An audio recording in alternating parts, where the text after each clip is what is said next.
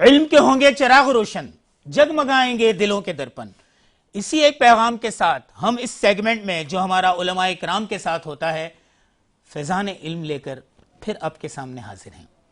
آج کا موضوع بہت دلچسپ ہے، لیکن وہ موضوع، وہ عنوان جو آج ہمارا موضوع سخن ہوگا، وہ بتانے سے پہلے ایک بات عرض کرنا چاہوں گا کہ صحرائے عرب میں آمنہ بی بی اور عبداللہ کے گھر میں ایک ایسی ذات اقدس تشریف لائی، آب و گل میں وہ ذات اقدس تشریف لائی جس نے تاریخ انسانیت کا دھارا بدل کر رکھ دیا، جس نے انسانیت کو پستی سے نکال کر عظمت اور عفت کے آسمانوں پر پہنچایا، تباہی اور برائیوں کے سیلاب میں ڈوبے ہوئے لوگوں کو شفقت اور محبت کے ہاتھ سے تھام کر انسانیت کا کنارہ بخشا، ایک ایسا نظام حیات عطا کیا جس کو اپنا کر یہ دنیا امن و سلامتی کا گہوارہ بن گئی، ایک ایسا گہوارہ جس میں رنگ و نسل، قوم و وطن، افلاس و امارات میں کوئی تفرق اور امتیاز نہ رہا۔ مگر افسوس، صد افسوس، ہم بڑھتے چلے گئے، ہم ٹوٹتے چلے گئے، ہم جھکتے چلے گئے، ہم لڑتے چلے گئے، ہم الجھتے چلے گئے، اور آج ہمارا موضوع سخن یہی ہے کہ نسلی اور لسانی تعصبات اور اسلامی شریعت۔ اس بات کو واضح کرنے کے لیے اور اس بات پر گفتگو کرنے کے لیے جو علماء کرام کا پینل آج ہمارے ساتھ موجود ہیں، ان محترمین کے اسماء گرامی یہ ہیں۔ میرے ساتھ سب سے پہلے موجود ہیں محترم مفتی قدرت اللہ قادری صاحب، السلام علیکم، کیسے ہیں حضرت؟ خوش آمدید آپ کو آج کی اس بزم میں، فیضان علم میں۔ اور ہمارے ساتھ کئی نشستوں میں بہت سی معلومات ہمیں فراہم کرنے والے، علم کے بے شمار چراغ روشن کرنے والے، فیضان علم کا ایک اب لازمی حصہ سا بنتے جا رہے ہیں، محترم مفتی امین اللہ سیفی صاحب، کیسا مزاج؟ جزاک اللہ۔ السلام علیکم۔ وعلیکم السلام۔ جیسا کہ ہم نے بتایا کہ آج ہم ٹوٹتے جا رہے ہیں، جھکتے جا رہے ہیں، بکتے جا رہے ہیں، لٹتے جا رہے ہیں، الجھتے جا رہے ہیں۔ آج ہمارے ساتھ ثنا خواہ بھی موجود ہیں، ہم ان کا بھی تعارف کرواتے چلیں۔ نادر روشن صاحب، کیسے مزاج ہیں آپ کے؟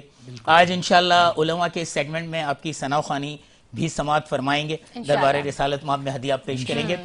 تو اب اسی موضوع کی طرف آتے ہیں اور میں چاہوں گا کہ سوالات کا آغاز کیا جائے۔ جیسے کہ آج کا ہمارا موضوع، اگر ہم پچھلے پہلو میں جائیں تو نبی پاک صلی اللہ تعالیٰ علیہ وآلہ وسلم نے انسان کو دوسرے انسان پر افضلیت تب دی تھی صرف تقوی کی بنیاد پر، کہ اگر تقوی میں جو کوئی بلند ہوگا وہ افضل ہوگا، نہ کہ رنگ نسل میں فضیلت حاصل اس کو مل سکتی ہے۔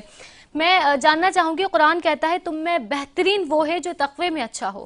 تقوی کس چیز کا نام ہے؟ حصول تقوی ممکن کیسے ہے؟ بسم اللہ الرحمن الرحیم۔ قال اللہ تبارک و تعالی فی القرآن المجید والفرقان الحمید، یا ایھا الذین آمنوا اتقوا اللہ ولتنظر نفس ما قدمت لغد واتقوا اللہ ان اللہ خبیر بما تعملون۔ وقال تعالی فی مقام آخر، ان اکرمکم عند اللہ اتقاکم، صدق اللہ العظیم۔ اللہم صلی علی محمد وعلی آل محمد وبارک وسلم۔ سب سے پہلے میں آپ کا بہت مشکور ہوں کہ آپ نے ایک بار پھر مجھے یہاں پر حاضری کی سعادت بخشی ہے، ہماری بھی سعادت، اور آپ کی وساطت سے آپ کی اس تمام ٹیم کا بھی میں تہ دل سے شکریہ ادا کرتا ہوں۔ یہ یقیناً میرے لیے بڑی خوشی کی بات ہے کہ یہاں پر آپ کی وساطت سے اللہ اور اس کے رسول صلی اللہ علیہ وسلم کا پیغام جو ہے وہ اس کی مخلوق تک پہنچانے کا موقع ملتا ہے۔ آج کا موضوع بڑا خوبصورت ہے، اور آپ نے جو سوال کیا وہ بھی انتہائی اہمیت کا حامل ہے، اور بندہ مومن کی کوشش یہی ہوتی ہے کہ جس مقصد کے لیے خالق کائنات نے دنیا میں بھیجا ہے، بندہ اس اپنے مقصد حیات کو پورا کر کے دنیا سے رخصت ہو جائے، اور یہ تب ممکن ہوگا جب بندہ اللہ اور اس کے رسول صلی اللہ علیہ وسلم کی اطاعت اور فرمانبرداری میں اپنی زندگی کا ہر لمحہ گزارتے ہوئے یہاں سے رخصت ہو جائے گا۔ اور اس کا حصول، جیسے آپ نے کہا کہ کیسے حاصل ہوگا، وہ تب ممکن ہے کہ جب جس طرح ہمارا رب ہمیں فرماتا ہے ہم اپنی زندگی کا ہر لمحہ اس انداز میں گزاریں، جن کاموں کے کرنے کا حکم اللہ تعالیٰ ہمیں دیتا ہے ہم وہی کام کریں، اور جن کاموں کے کرنے سے اللہ اور اس کے رسول نے منع کیا ہم اس سے بالکل باز آ جائیں۔ تو یہ تب ممکن ہوگا کہ جب دل کے اندر اللہ کا خوف ہو، دل میں یہ بات اور دماغ میں یہ بات بیٹھ جائے کہ ایک نہ ایک دن ایسا آنے والا ہے کہ میں اپنے رب کے سامنے کھڑا کیا جاؤں گا، پھر میرا مالک مجھ سے پوچھے گا میرے بندے میں نے تمہیں زندگی دی تھی، اس زندگی کو کہاں پر تم نے استعمال کیا، جوانی جیسی خوبصورت نعمت سے تمہیں نوازا تھا، جوانی کی وہ خوبصورت شب و روز اور وہ ایام تم نے کن کاموں پر گزارے تھے، میں نے تمہیں معاشرے میں عزت بھی بخشی تھی، عزت کے ساتھ تمہیں جو ہے وہ دنیا کی نعمتوں سے بھی نوازا تھا، اتنا کچھ دینے کے بعد میرے بندے تو نے میرے لیے کیا کیا؟ تو جب بندے کو یہ خوف ہونا کہ میرا مواخذہ ہوگا اور میں نے اپنے رب کے سامنے کھڑا ہونا ہے، جیسے اللہ تعالیٰ قرآن میں فرماتے ہیں وَلِمَنْ خَافَ مَقَامَ رَبِّهِ جَنَّتَانِ، اللہ کا جو بندہ اپنے رب کے سامنے کھڑا ہونے سے ڈر گیا، میرے رب نے وعدہ کیا ہے کہ اللہ اس کو 2 جنتیں عطا فرمائے گا۔ تو تقوی یہ ہے کہ گناہوں سے کنارہ کش ہو جانا، بالکل اللہ تعالیٰ کی نافرمانی سے پکی پکی توبہ کر لینا اور اپنے رب سے پکا عہد کر لینا کہ مالک جس طرح تو ہمیں اپنی زندگی گزارنے کا حکم دیتے ہیں، ہم تیرے سے عہد اور وعدہ کرتے ہیں کہ اپنی زندگی کے بقیہ ایام اسی تیری رضا کی خاطر گزاریں گے۔ اور اس کا حصول تب ممکن ہوگا جب بندے کو اس بات کا یقین ہو کہ جس طرح ظاہری طور پر میرا رب مجھے دیکھ رہا ہے، اس طرح باطن میں بھی میرا رب مجھے دیکھ رہا ہے۔ اچھا مفتی صاحب، آپ نے جو بھی کہا کہ 2 جنت، وہ 2 جنت کون سی ہیں؟ 2 جنتوں سے مراد علماء نے اس کی مختلف تفاسیر بیان کی ہیں۔ بعض نے کہا کہ 2 باغات اللہ تعالیٰ بندے کو اللہ تعالیٰ عطا فرمائے گا، بعض نے کہا کہ اس جنت کے مختلف درجات ہیں اور بندے کے اعمال کے حساب سے ان کو درجات سے نوازا جائے گا، تو وہ مراد ہیں۔ تو جو بندہ جتنے اس کے اعمال صالح اس کے نامہ اعمال میں ہوں گے، اسی حساب سے اللہ تعالیٰ بندے کے ساتھ معاملہ فرمائے گا۔ تو تقوی یہ ہے کہ بندہ گناہوں سے باز آ جائے اور اپنی زندگی اللہ اور اس کی رسول کی اطاعت میں گزارے۔ اعلیٰ حضرت علیہ رحمہ فرماتے ہیں کہ حقیقی متقی وہ ہے کہ جس کی تنہائی جو ہے وہ گناہوں سے پاک ہو، کیا کہنا، بے شک۔ کیونکہ ظاہر میں تو میں اور آپ ہر بندہ اچھا بننے کی کوشش کرتے ہیں، اصل تقوی پہچان ہی اصل تقوی وہ ہے کہ بندہ تنہائی میں ہو اور اللہ کے سوا کوئی دیکھ بھی نہیں رہا، لیکن پھر بھی بندہ اپنے رب کی نافرمانی سے ڈرتا ہے کہ مجھے اپنے رب کے سامنے کھڑا کیا جائے گا۔ اور مسلم شریف کی حدیث مبارکہ ہے، میرے مصطفیٰ کریم صلی اللہ علیہ وسلم نے فرمایا 7 خوش نصیب لوگ ایسے ہیں کہ جن کو قیامت والے دن اللہ تعالیٰ اپنے عرش کا سایہ عطا فرمائے گا، جس دن اس کے عرش کے سایہ کے علاوہ اور کوئی سایہ نہیں ہوگا۔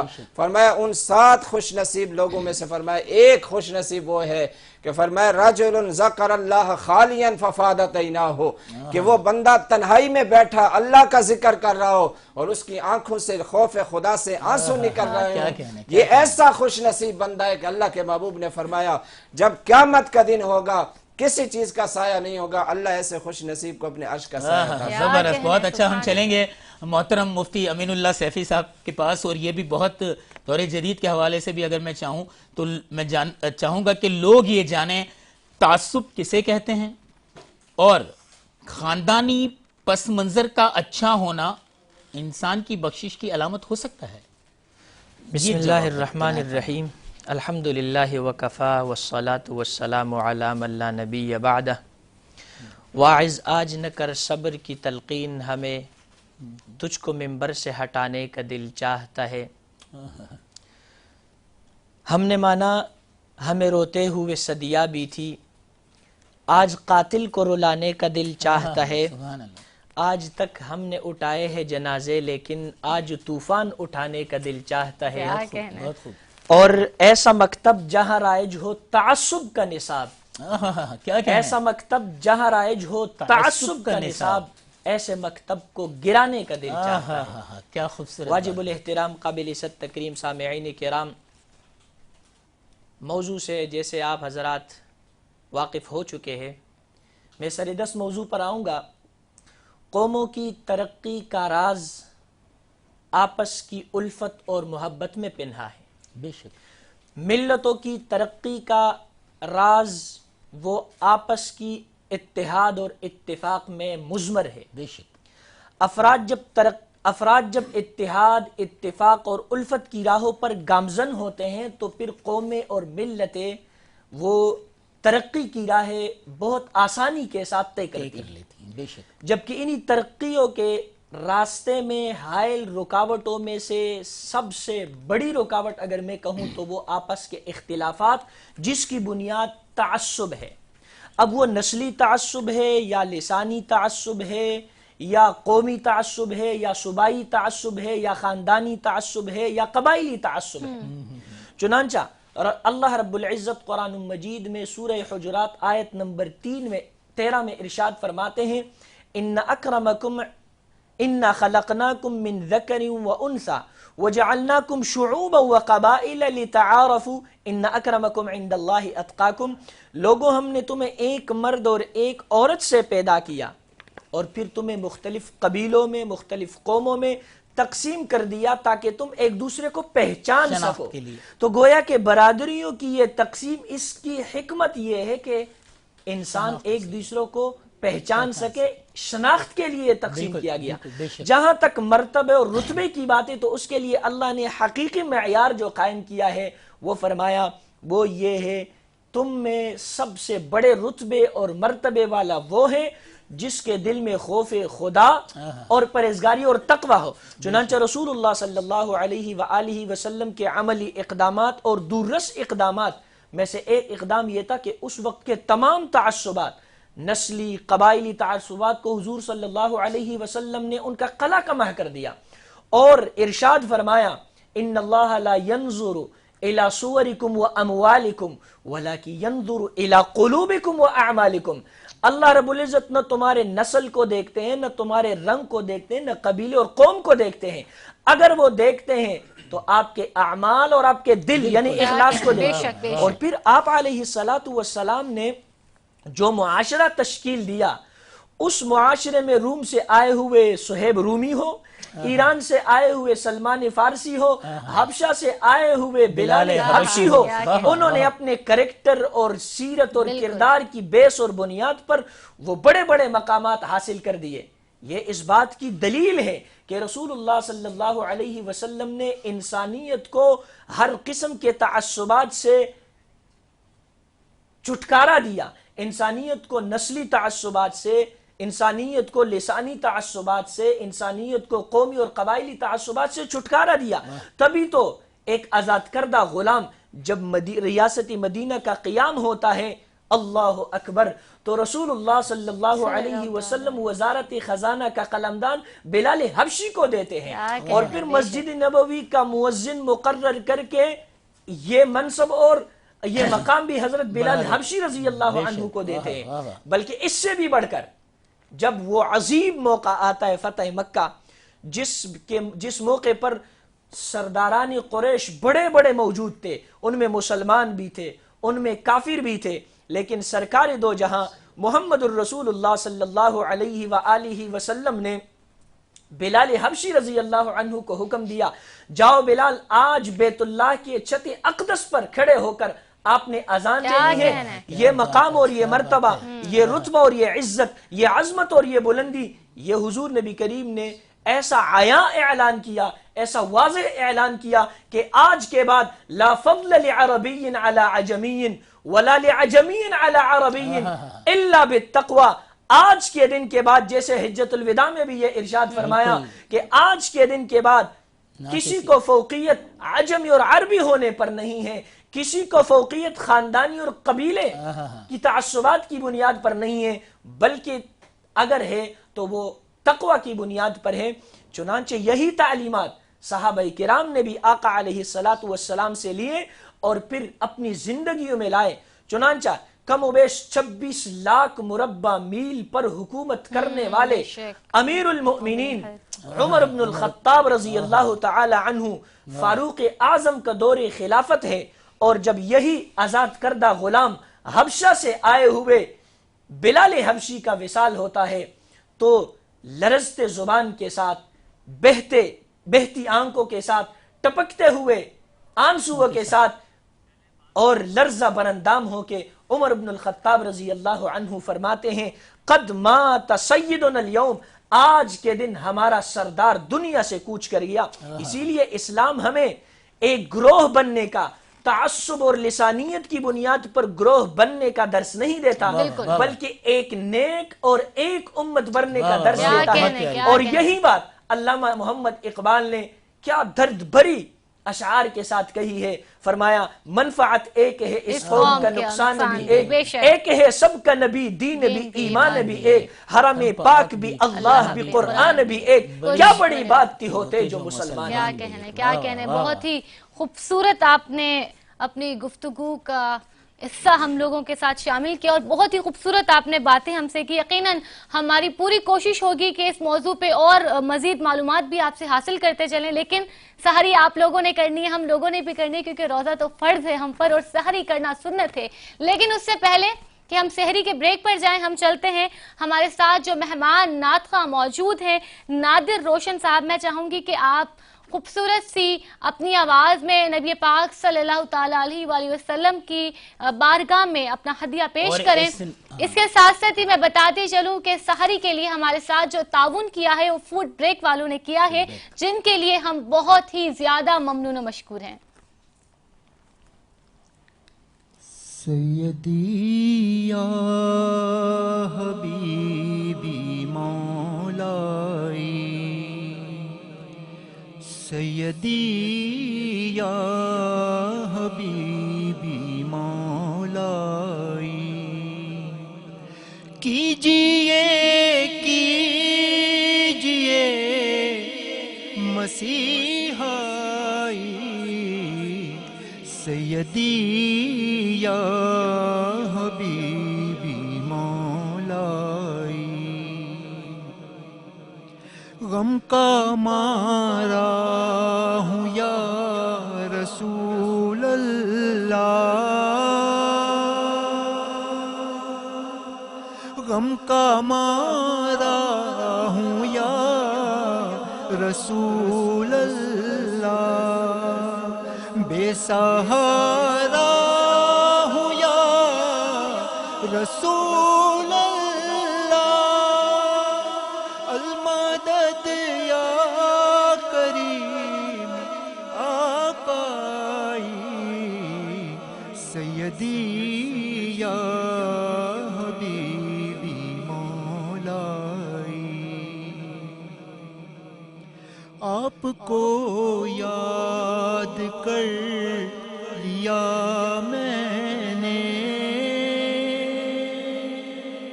آپ کو یاد کر لیا میں نے, قلب کو شاد کر لیا میں نے, جب طبیعت ذرا سی گھبرائی, سیدی یا حبیبی مولائی.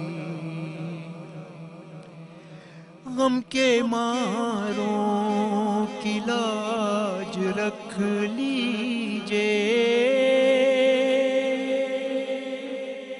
غم کے ماروں کی لاج رکھ لیجئے,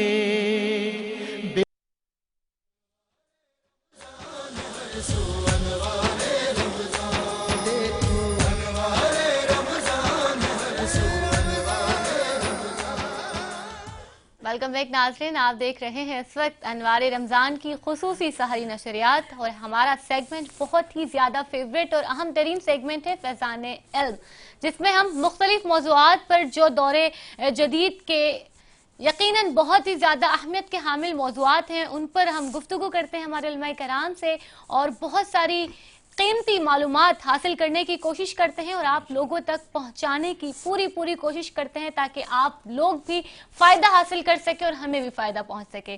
آج ہمارے ساتھ جو علماء کرام کا یہاں پہ پینل موجود تھا بریک سے پہلے, کیونکہ سحری کرنی ضروری تھی, آپ لوگ بھی سحری کرنے گئے تھے اور ہم لوگ بھی, تو بریک سے پہلے جو ہمارے ساتھ یہاں پر علماء کرام کا پینل موجود تھا اس میں ہمارے ساتھ موجود ہیں مفتی قدرت اللہ قادری صاحب اور مفتی امین اللہ صاحب.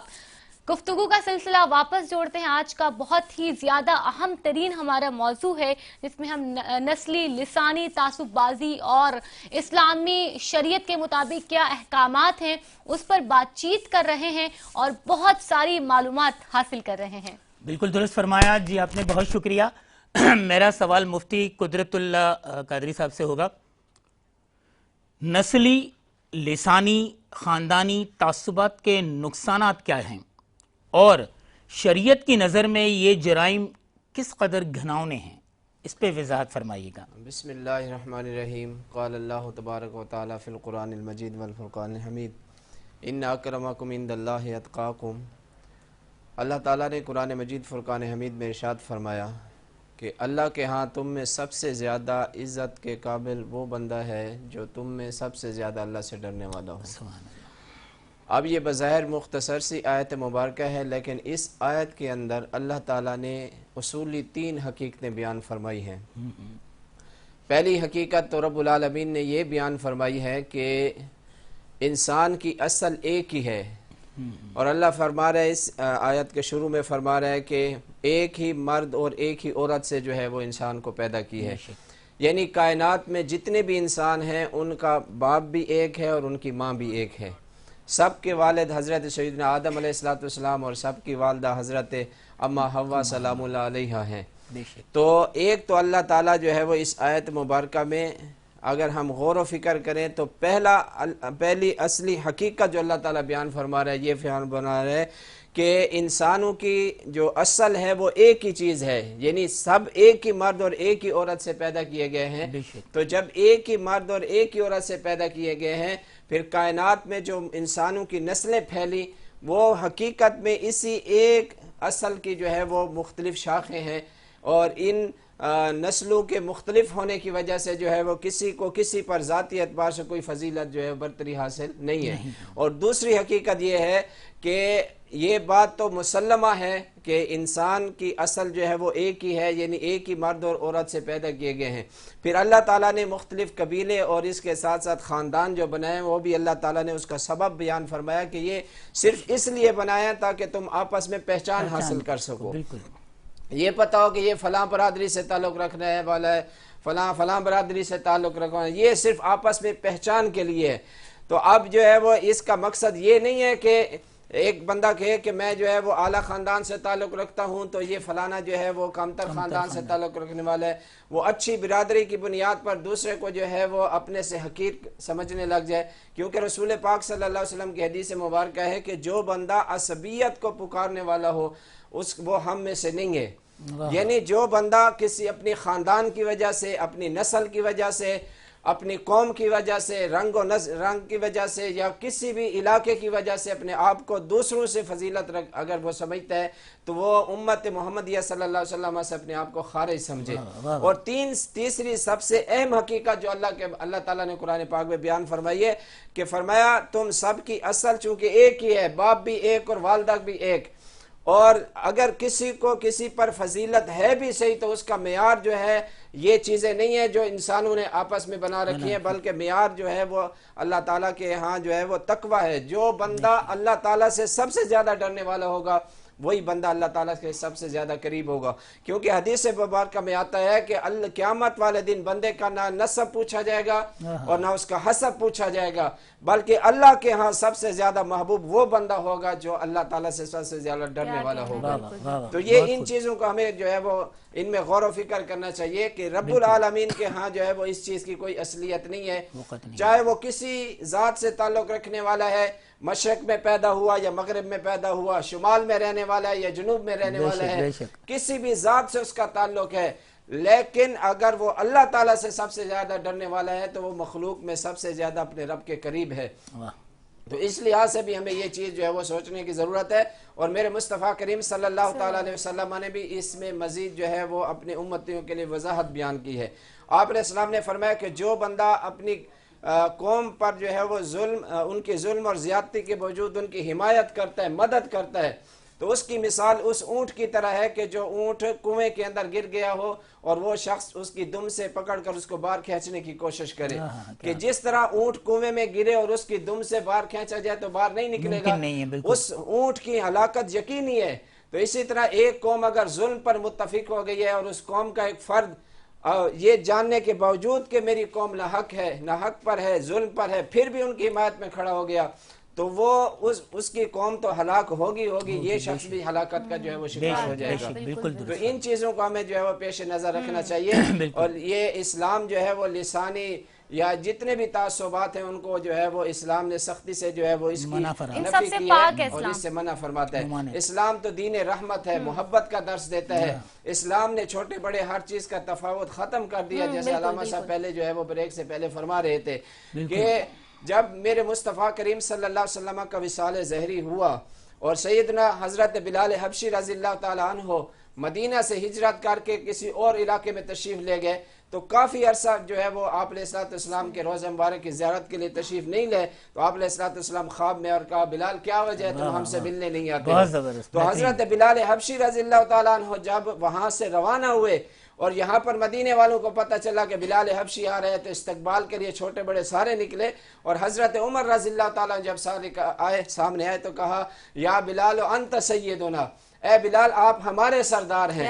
تو یہ اسلام نے یہ تصور دیا ہے غلام کو سردار بنا دیا، غلام کو جو ہے وہ سردار بہت ہی بنا دیا۔ خوبصورت آپ نے جواب دیا۔ میں مفتی امین اللہ سیفی صاحب کی جانب آؤں گی اور میں جاننا چاہوں گی کہ جب ہم سے سوال کیا جاتا ہے کہ تم کون ہو، تو ہمارا جواب جاتا ہے کہ جی میں شیعہ ہوں، یا میں سنی ہوں، میں دیوبندی ہوں، یا پھر اہل حدیث سے میرا تعلق ہے، یا اس کے بعد ہمارے جوابات چاہتے ہیں کہ میں مہاجر ہوں، سندھی ہوں، پنجابی ہوں، پٹھان ہوں، واٹ ایور لائک جو بھی کاسٹ ہے ہماری۔ ہمارے جواب میں یہ تمام تر چیزیں جاتی ہیں، لیکن کہیں پر بھی یہ جواب نہیں جاتا کہ جی میں مسلمان ہوں۔ تو کیا ہمارا پہلا تعارف وہ تمام تر چیزیں ہیں، فرقہ بندی ہے یا ہماری کاسٹز ہیں، یا پھر ہمارا پہلا تعارف مسلمان ہونا ہے؟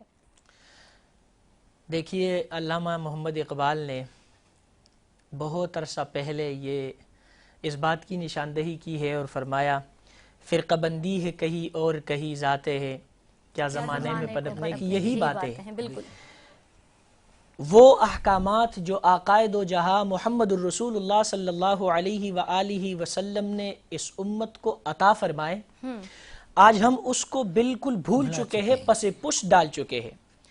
آقا علیہ السلام نے تو فرمایا جب ایک موقع پر ایک مہاجر اور ایک انصاری صحابہ میں کچھ خلفشار و بحث و مباحثہ ہوا، تو ایک نے کہا یا للمہاجرین، اے مہاجرین آ جاؤ میری مدد کے لیے، دوسرے نے کہا یا للانصار۔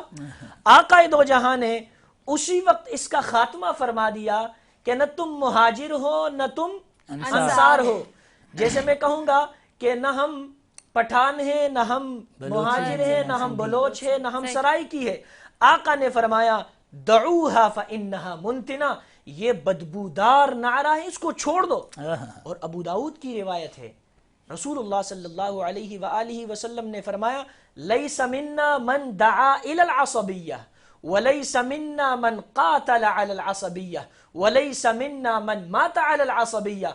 اس شخص کا دین سے، ایمان سے، میری امت سے کوئی تعلق نہیں جو عصبیت کی طرف بلا رہا ہو، اس شخص کا میری امت سے کوئی تعلق نہیں جو لسانیت کی طرف بلائے، جو مر جائے عصبیت پر، جو لڑائی اور جھگڑا کرے عصبیت پر۔ اور میں بہت دردمندانہ خاص کر اپنے نئی جنریشن اور نئی نسل سے یہ ریکویسٹ کروں گا، خاص کر اپنے مسلمانان پاکستان سے، کہ ہمارا یہ ہمارے اس ملک کا جو لا الہ الا اللہ کے بنیاد پر بنا تھا، اس ملک کی بنیاد اور بیس کا ہم سے یہ تقاضا ہے کہ جب ہم اپنا انٹروڈکشن اور تعارف کرائیں تو جہاں ہم یہ کہے کہ ہم پاکستانی ہیں تو پاکستان کے نام میں یہ پنہا اور مضمر ہے کہ ہم ایک اچھے مسلمان ہیں۔ اور یقیناً کہ رسول اللہ صلی اللہ علیہ وسلم پر نازل ہونے والی وحی میں اللہ رب العزت ارشاد فرماتے ہیں وَلَا تَنَازَعُوا فَتَفْشَلُوا وَتَذْهَبَ رِيحُكُمْ، اگر تم آپس میں لڑائی اور جھگڑا کرو گے لسانیت اور تعصب کی بنیاد پر تو تمہاری طاقت اور قوت جاتی رہے گی۔ آج ہم مسلمان ایک دوسرے سے دور ہیں، مختلف تعصبات، مختلف اختلافات کی وجہ سے، اور ہم کمزور ہو گئے، اس لیے ہمیں پتہ ہی نہیں چلتا کہاں سے ہمیں ہٹ کیا جا رہا ہے، کہاں سے ہمیں مظلوم بنایا جا رہا ہے، ہم پر تشدد اور ظلم کیا جا رہا ہے۔ یہاں پر میں بالی جبریل کا ایک واقعہ ذکر کروں گا۔ علامہ محمد اقبال نے ابو العلا معری جو ایک بڑے فلسفی تھے، 1973 میں پیدا ہوئے اور 1057 میں ان کا انتقال ہوا، ان کا ایک واقعہ انہوں نے ذکر کیا ہے کہ وہ کبھی گوشت نہیں کھاتے تھے، تو ایک دوست نے اس کے لیے بھنا ہوا مرغ اس کے سامنے پیش کر دیا۔ اب اس نے، علامہ محمد اقبال نے یہ واقعہ اشعار کی صورت میں لکھا ہے، فرماتے ہیں کہ کہتے ہیں کبھی گوشت نہ کھاتا تھا معری، پھل پھول پہ کرتا تھا ہمیشہ گزر اوقات، ایک دوست نے بھونا ہوا تیتر اسے بھیجا، ایک دوست نے بھونا ہوا تیتر اسے بھیجا، شاید کہ وہ شاطر اسی ترکیب سے ہو مات، یہ خان تر و تازہ معری نے جو دیکھا کہنے لگا وہ صاحب غفران العزومات، اے مرغ کا بیچارہ ذرا یہ تو بتا تو تیرا وہ گناہ کیا تو یہ ہے جس کی مکافات. پھر خود جواب دے رہے ہیں کہ افسوس صد افسوس کہ شاہی نہ بنا تو، دیکھے نے تیری آنکھ نے قدرت کے اشارات، اور تقدیر کے قاضی کا یہ فتویٰ ہے ازل سے، ہے جرم ضعیفی کی سزا مرگ مفاجات. آج جو ہم کمزور ہیں، ہم اپنی ضعف اور کمزوری کے سزا پا رہے ہیں. اور یہ کمزوری اور یہ ضعف کیا ہے؟ کبھی تو ہمیں لسانیت کی بنیاد پر ایک دوسرے سے دور کیا جا رہا ہے، کبھی مذہبی تعصب کی بنیاد پر ایک دوسرے سے دور کیا جا رہا ہے. ٹھیک ہے، آپ کا ایک کانسیپٹ ہے، آپ کا ایک تصور ہے، آپ کا ایک مذہب ہے، آپ کا ایک فرقے سے تعلق ہے. میں یہ کہوں گا کہ آپ اپنا مذہب چھوڑو نہیں، لیکن دوسرے کا مذہب چھیڑو نہیں. بالکل بات یہ ہے کہ آپ اپنے مذہب پر دلیل کی بنیاد پر کرے ہیں، ٹھیک ہے، بالکل بالکل، لیکن اس میں متعصبانہ نہیں ہونا چاہیے. بے شک. تعصب کیا ہے کہ میرے پاس قرآن اور حدیث اور صحابہ کرام رضوان اللہ علیہم اجمعین کی طرف سے کوئی قوی دلیل آ جائے، پھر بھی میں کہوں نہیں یہ تو میرا مذہب ہے، میں اس پر ڈٹا رہوں گا اگرچہ اس کے خلاف کوئی دلیل موجود ہے.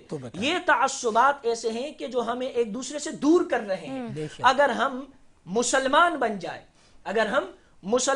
جائے تو پھر انشاءاللہ العزیز ہماری یہ دوریاں محبتوں میں، ہماری ایک دوسرے سے یہ دوریاں الفتوں میں تبدیل ہو جائے گی. میں نوجوانوں کو یہی کہوں گا کہ کسی کے آلہ کار نہ بن جاؤ، نہ جانے میں اور نہ انجانے میں. کہیں ایسا نہ ہو کہ ہم جانے یا انجانے میں کسی کا آلہ کار بن جائے کہ ہمیں ایک ایسے فرقے کی طرف بلائے جا رہے ہیں، کسی ایسے آواز کے پیچھے ہم جائیں کہ ہمیں پتہ نہیں کہ اس آواز کے پیچھے جو ڈوری ہے وہ کون ہلا رہا ہے، وہ کوئی اچھے لوگ ہیں یا ہمارے دشمن ہیں.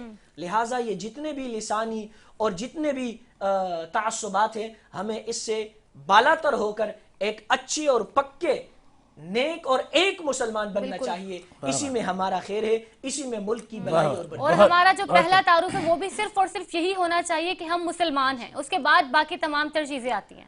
بالکل درست فرمایا آپ نے. اور میں یہاں آپ کی بات سے صرف ایک بات ضرور کہنا چاہوں گا کہ یہ جو ہم مہاجر، سندھی، بلوچی، پٹھان اس میں بٹے ہوئے ہیں، کتنی پیاری حدیث بیان فرمائی محترم مفتی امین اللہ سیفی صاحب نے کہ حضور نے فرمایا، صرف انصار اور مہاجرین کے نعروں پہ انہوں نے یہ فرمایا کہ یہ بدبودار نعرے ہیں، ان سے دور رہو. خدا را اپنے معاشرے کو خوشبودار اور معطر بنانا چاہتے ہو تو ان بدبودار نعروں سے دور رہے، تبھی یہ ملک ایک مہکتا ہوا گلستان بنے گا. اور مہکتے ہوئے گلستان کے ساتھ ہی دربار رسالت مآب صلی اللہ علیہ وسلم میں اس گلستان میں گلہائے عقیدت کے پھول نچھاور کرنے کے لیے میں ملتمس ہوں محترم نادر روشن صاحب کا کہ کلام پیش کریں کوئی اچھا سا. میں کہ بے وک تو بے مایا ہوں،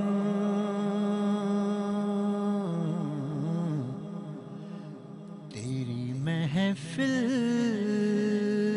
میں چلا آیا ہوں،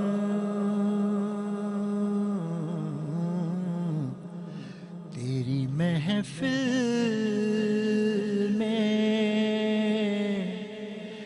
چلا آیا ہوں. آج ہوں میں تیرا دہلیز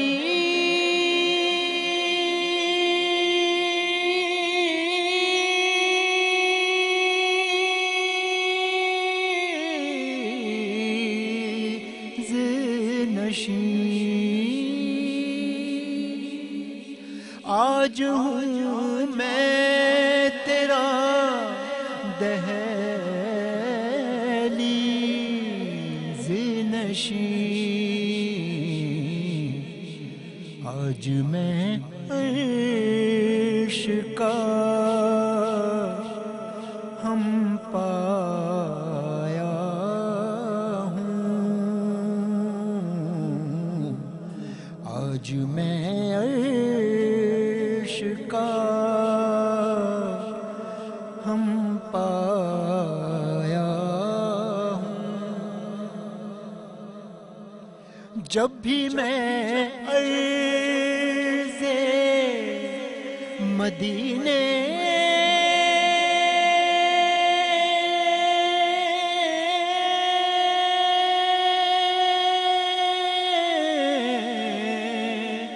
पे चला। जब भी मैं अर्ज़े मदीने पे चला, दिल ही दिल में बहुत इतराया हूँ, दिल ही दिल में बहुत इतराया हूँ। तेरा पैकर है कि एक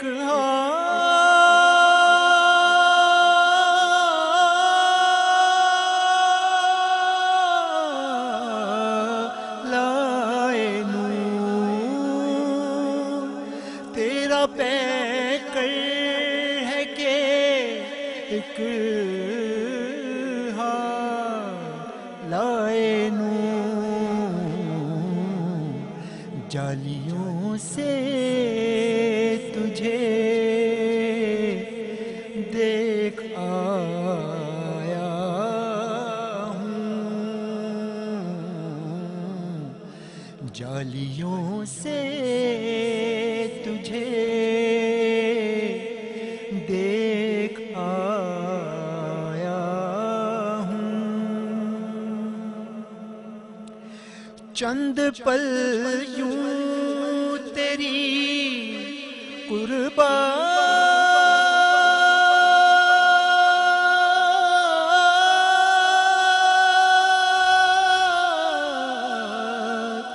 में कटे, चंद पल यूं तेरी कुर्बात में कटे, जैसे एक उम्र गुजाराया हूँ, जैसे एक उम्र गुजाराया हूँ। तेरी महफिल में चला आया हूँ, तेरी महफिल में चला आया हूँ। बहुत खूब, बहुत खूब। खूबसूरत कलाम और इतनी पुरसोज आवाज में इन्होंने कलाम पेश किया है कि बिल्कुल हम हमें ऐसा सब महसूस हो रहा था खो कि हम गए उस महफिल थे। में चले गए हैं। बिल्कुल। बहुत ही खूबसूरत कलाम।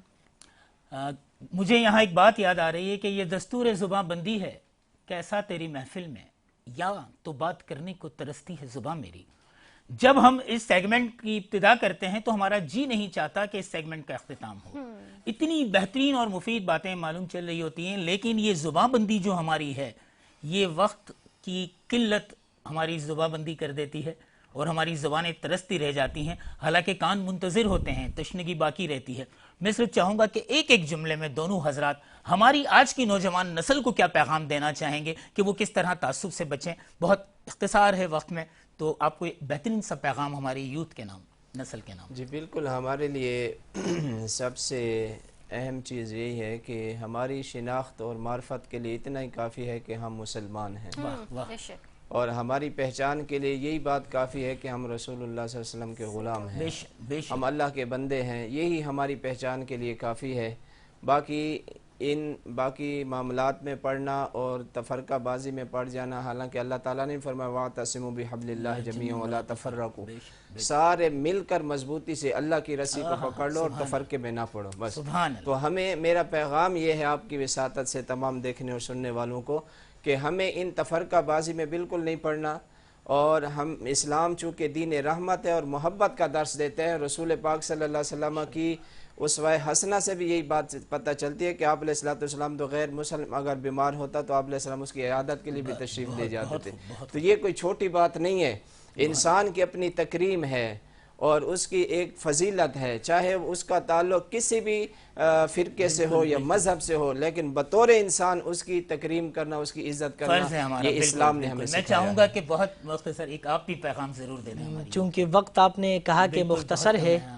میں ایک بات اور پھر چند اشعار میں اپنا پیغام ریکارڈ کروں گا، اور وہ یہ ہے کہ نئی جنریشن اور نئی نسل سے ایک دردمندانہ گزارش یہ ہے کہ وہ جو بھی قدم اٹھائے پھونک پھونک کر اٹھائے، کہیں ایسا نہ ہو جانے یا انجانے میں تعصب کا شکار ہو کر خود اپنا بھی نقصان کرے، دوسروں کا بھی نقصان کرے، امت کا بھی نقصان کرے، ملک پاکستان اس وطن عزیز جس کے لیے لاکھوں لوگوں نے قربانیاں دی ہے اس کا نقصان کرے. چند اشعار اس سیگمنٹ کے توسط سے نوجوان نسل کے نام کروں گا. مجھے ڈر ہے اے میرے ہم قوم یارو، مبادا کہ وہ ننگ عالم تمہیں ہو، گر اسلام کی کچھ حمیت ہے تم کو تو جلدی سے اٹھو اور اپنی خبر لو، وگرنہ یہ بات راست آئے گی تم پر کہ ہونے سے نہ ہونا تا بہتر، کہ ہونے سے ان کا نہ ہونا تا بہتر. رہو گی یوں ہی فارغ البال کب تک، نہ بدلو گے یہ چال اور ڈال کب تک، رہے گی نئی پود پامال کب تک، نہ چھوڑو گے یہ بھیڑیا چال کب تک. بس اگلے فسانے فراموش کر دو، بس اگلے فسانے فراموش کر دو، تعصب کے شعلوں کو خاموش کر دو. کیا کہنا ہے، بہت بہت ہی خوبصورت آپ نے اپنے پیغامات دیے ہماری نیو جنریشنز کو، بلکہ یہ پیغامات نیو جنریشن کے لیے صرف نہیں ہیں، ان تمام لوگوں کے لیے بھی ہیں جو تعصب بازی میں پڑے ہوئے ہیں. اور آپ نے بہت ہی خوبصورت مفتی قدرت اللہ قادری صاحب بات کہی کہ ہمیں تمام تر چیزوں کو سائڈ پہ رکھ کے صرف ایک اپنی پہچان کو ظاہر کرنا ہے. وہ پہچان یہ کہ ہم مسلمان ہیں، اور ہماری پہچان یہ کہ ہم اس کے امتی ہیں جو اللہ تعالیٰ کے بھی محبوب ترین ہیں. لیکن صرف اور صرف اتنا ہمیں فرق کرنا ہے کہ ہمیں یہ پہچان اپنے اعمال سے کروانی ہے. ہمارے اعمال اس قابل ہونے چاہیے کہ سامنے والا ہمیں یہ پہچان لے کہ یہ مسلمان ہیں اور امتی ہیں نبی پاک صلی اللہ تعالیٰ علیہ وآلہ وسلم کے. بہت ہی خوبصورت گفتگو کا آج سلسلہ یہاں پہ رہا. میں بہت ہی زیادہ شکر گزار ہوں مفتی قدرت اللہ قادری صاحب آپ کی، مفتی امین اللہ صاحب آپ کی، اور ہمارے بہت ہی خوبصورت سے یہاں پہ جو نعت خواں موجود ہیں نادر روشن صاحب آپ کی، کہ آپ نے اپنے خوبصورت سے کلام میں جو یہاں پہ ایک سر اور ایک جو رونق بخشی ہے اس محفل کو، بہت ہی خوبصورت وہ رونق تھی. ایسا لگ رہا تھا کہ بس ہم مدینے کی اس محفل میں بیٹھے ہوئے ہیں اور مدینہ سامنے ہے اور اسی کے سائے میں ہم لوگ بیٹھ کے یہ نعت آپ سے سن رہے ہیں. اور مفتی کرام سے جو گفتگو کا سلسلہ جاری رہا، جو آپ لوگوں سے معلومات حاصل کی، اور اللہ پاک آپ لوگ جو ہم تک معلومات پہنچاتے ہیں، اللہ پاک ہمیں ایسا بنائے کہ ہم اس پر عمل کرنے والے انشاءاللہ اور آمین. بالکل. ناظرین کرام، چھوٹا سا بریک لیتے ہیں اور ملتے ہیں بریک کے بعد.